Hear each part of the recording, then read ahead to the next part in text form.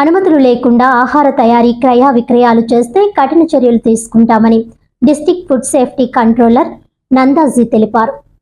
కాకినాడలోని తన కార్యాలయంలో ఆయన మీడియాతో మాట్లాడుతూ ఫుడ్ సేఫ్టీ స్టాండ్ యాక్ట్ ప్రకారం తయారీ తేదీ, గడువు తేదీ, తయారు చేసిన ప్యాకెట్లపై ఖచ్చితంగా ముద్రించాలని అన్నారు. తయారీలో నాణ్యత లోపాలు ఉన్నా, నిబంధనలు పాటించకపోయినా వారిపై చట్టపరంగా చర్యలు తీసుకోవడం జరుగుతుందన్నారు. అందరికీ నమస్కారం. రీసెంట్గా కాకినాడ జిల్లా అసిస్టెంట్ ఫుడ్ కంట్రోలర్గా జాయిన్ అవ్వడం జరిగింది. సో ఇక్కడ ఉండేటువంటి జిల్లాలో ముఖ్యంగా ఈ ఆహార పదార్థాల తయారీ నాణ్యత విషయమై food safety standards act implement చేసే దానిలో భాగంగా ముఖ్యంగా ఏంటంటే ఈ జిల్లాలో ఉండేటువంటి అనుమతులు లేనటువంటి తయారీదారులు, ఆహార పదార్థ తయారీదారులు కానీ విక్రయదారులు కానీ ఎవరైనా ఉన్నట్లయితే వారిపై ఫుడ్ సేఫ్టీ స్టాండర్డ్స్ యాక్ట్ ప్రకారం చర్య తీసుకోవడం జరుగుతుంది.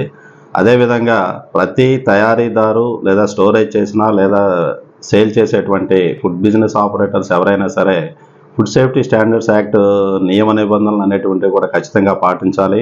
అంటే తయారు చేసేటప్పుడు హైజీనిక్గా శానిటరీ కండిషన్స్ అనేటువంటివి పాటించాలి. అదేవిధంగా ఫుడ్ సేఫ్టీ స్టాండర్డ్స్ యాక్ట్ ప్రకారం ఏ స్టాండర్డ్స్ అయితే ఇచ్చారో ఆ స్టాండర్డ్స్ ఉండే విధంగా ఆహార పదార్థాలు అనేటువంటి తయారు చేయడం, అమ్మడం అనేటువంటిది చేయాలి. ఈ లేబుల్ డిక్లరేషన్ అనేటువంటిది అంటే తయారీ చేసినటువంటి తేదీ, అలాగే దాని షెల్ఫ్ లైఫ్ ఎన్ని రోజులు అనేటువంటిది ఉంటుంది, ఎప్పటి వరకు అంటే ఎక్స్పైరీ డేట్ అనేటువంటిది ఎప్పటి వరకు ఉంటుంది అనేటువంటిది ఖచ్చితంగా ప్రతి ప్యాకెట్ పైన కూడా ముద్రించడం అనేటువంటిది చేయాలి. సో కాబట్టి ఈ నియమ నిబంధనలు అనేటువంటివి పాటించే విధంగా ఫుడ్ సేఫ్టీ ఆఫీసర్స్ అనేటువంటి ఇన్స్పెక్ట్ చేయడం జరుగుతుంది ఫుడ్ ఎస్టాబ్లిష్మెంట్స్ అన్నీ కూడా.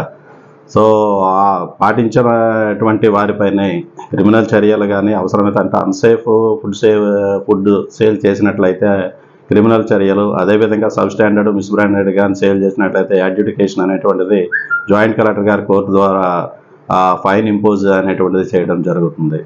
సో ప్రత్యేకించి ఈ జిల్లాలో డ్రైవ్స్ అనేటువంటి కండక్ట్ చేయడం జరుగుతుంది. ముఖ్యంగా ఈ మధ్యకాలంలో ఏంటంటే కమిషనర్ గారి ఉత్తర్వుల మేరకు విశాఖపట్నం, విజయవాడ మరియు తిరుపతిలోనే ఈ జాయింట్ ఇన్స్పెక్షన్స్ అనేటువంటివి చేయడం జరిగింది. లీగల్ మెట్రాలజీ మరియు ఫుడ్ సేఫ్టీ డిపార్ట్మెంట్తో జాయింట్ ఇన్స్పెక్షన్స్ అనేటువంటివి చేయడం జరిగింది. అదేవిధంగా ఈ కమిషనర్ గారి ఉత్తర్వుల మేరకు కూడా జిల్లాలో ఒక ప్రత్యేకమైనటువంటి నిఘా ఏర్పాటు చేసి ప్రత్యేకమైనటువంటి డ్రైవ్లు కండక్ట్ చేయడం జరుగుతుంది. వాటర్స్ యాక్ట్ కింద ప్యాకేజ్ డ్రింకింగ్ వాటర్ అనేటువంటిది ఇదివరకు ఉండేది, అంటే దాన్ని కూడా ఫుడ్ కింద తీసుకోవడం జరిగింది. ప్యాకేజ్ డ్రింకింగ్ వాటర్ అని అంటే ఏదైతే వాటర్ ప్రాసెస్ చేసి ఆ వాటర్ని సీల్డ్ కంటైనర్లో సేల్ చేసినట్లయితే లేబుల్ డిక్లరేషన్తో పాటు సేల్ చేసినట్లయితే దాన్ని ప్యాకేజ్ డ్రింకింగ్ వాటర్ కింద తీసుకుంటాం. సో ప్యాకేజ్ డ్రింకింగ్ వాటర్స్కి 51 పారామీటర్లు అనేటువంటి స్టాండర్డ్స్ మెయింటైన్ చేయవలసి ఉంటుంది ప్రతి యూనిట్ కూడా. సో వాటన్నిటిలో ఏదైనా సరే పాటించకపోయినా ఏదైనా అడల్ట్రేషన్ అనేటువంటి కానీ డిటెక్ట్ చేసినట్లయితే వాళ్ళపై చర్యలు అనేటువంటి తీసుకుంటుంది. అదేవిధంగా బ్యాక్టీరియాలజికల్ ఎగ్జామినేషన్ కూడా చేయడం జరుగుతుంది.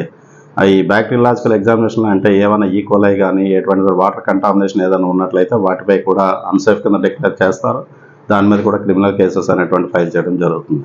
సో ఈ మధ్యకాలంలో ఫుడ్ సేఫ్టీ స్టాండర్డ్స్ యాక్ట్లో ప్రాసెస్డ్ వాటర్, ప్యూరిఫైడ్ వాటర్ అన్నదానికి కూడా కొన్ని స్టాండర్డ్స్ అనేటువంటివి ఇవ్వడం జరిగింది.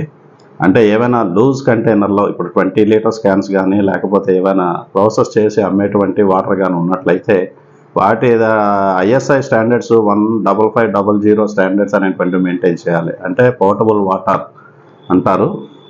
సో పోర్టబుల్ వాటర్కి ఏ స్టాండర్డ్స్ అయితే ఉండాలో అటువంటి స్టాండర్డ్స్ ఉండే విధంగా ఈ ప్రాసెస్డ్ వాటర్ యూనిట్స్కి కూడా పర్మిషన్ అనేటువంటిది ఇవ్వడం జరుగుతుంది. FSSAI లైసెన్స్ అనేటువంటిది కూడా ఇవ్వడం జరుగుతుంది. సో వారు కూడా ఆ స్టాండర్డ్స్ అనేటివి మెయింటైన్ చేయాలి.